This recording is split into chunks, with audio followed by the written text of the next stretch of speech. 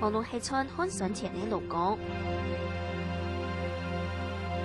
也係頭擺30年都動前線的科技新貴。面對全球金融風暴，一多年都讀到外掉無薪假，也係本公司辭退頭度的命運。政府用上推出結合項救失業的方案，到底有實質的效果嗎？民眾共有無相用的想法。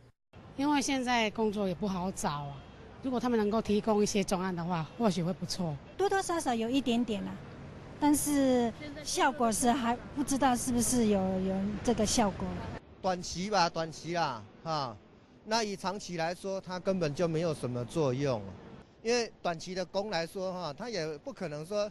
讓你可以有長久的一個穩定性啊。成日啲經來見過，未變咗民眾千關心嘅議題。政府未彰顯為解決問題嘅決心，提出一道政策，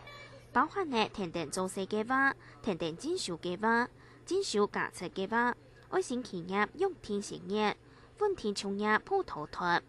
民間團體多年開發創業計劃，政府部門限地重置創業計劃一道。成業每年未行嘅時候，第一道方案同計劃地圖前到未來嘅方向。民營事業單位呢，就是最佳的一個職業訓練場所，其實它就是有實戰經驗的。那我們會比較希望說呢，就是說求職者或是一般民眾，如果你進到一個職場呢，能夠抓住每一個學習的機會。在平常我們在職場上的發展，員工們就要應該可以多多的關心這個公司它目前經營發展的重心跟未來這個轉型發展的一個需要，可能它還需要具備什麼樣嘅能力。面對各單位提出各種短期創業方案同計劃，用出工作職業，經過年底銀行調查發現，事實上對成業力嘅幫助其實都有限頭。好在明年底救經濟冇救窮苦。同時沒發現只有充備強難的經濟，但是實際上只有7%左右的企業主真正因為這樣的政策來增加人手，其實它平均來講都是增加3到4個人左右。事實上透過這樣的一個政策，能夠增加的就業率其實是有限的。各種就業的方案顯然還是重北輕南。